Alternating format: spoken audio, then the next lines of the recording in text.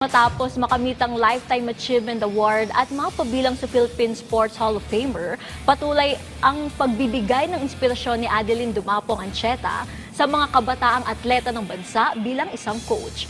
May ulat si Bernadette Tinoy. Sa loob ng ilang dekada, iba't ibang para-athletes na ang nagbandera ng watawat ng bansa sa pandaigdigang palakasan. Marami na ring manlalaro ang bumulsa ng medalya tulad ng Paralympian na si Adeline Dumapong Ancheta. Umukit ang pangalan ng Pinay powerlifter noong 2000 Summer Paralympics. Matapos niyang kunin ng tansong medalya, nakauna-una ang medalya na nasungkit ng bansa sa Paralympics. Dahil sa kanyang legasiya, binigyang parangal si Adeline ng Lifetime Achievement Award sa All Women in Sports Awards at hiranging Philippine Sports Hall of Famer.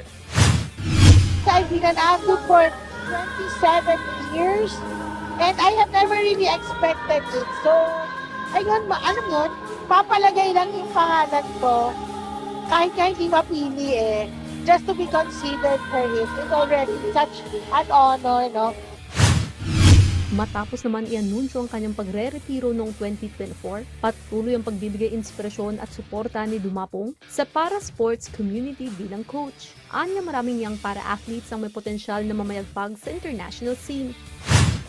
Kahit na hindi na ako atleta ngayon, syempre part pa rin ako ng para-sports as a coach and syempre, no, pasasalamat sa lahat ng sumusuporta palagi, no, sa para-sports. Ipagpatuloy po ninyo yan kasi ipagpapatuloy din, sigurado ako, ng para-athletes and the para-sports community to do its best, no, to prove that we do deserve the support and the recognition that we are gaining. Bernadette Tinoy para sa Atletang Pilipino, para sa Bagong Pilipinas.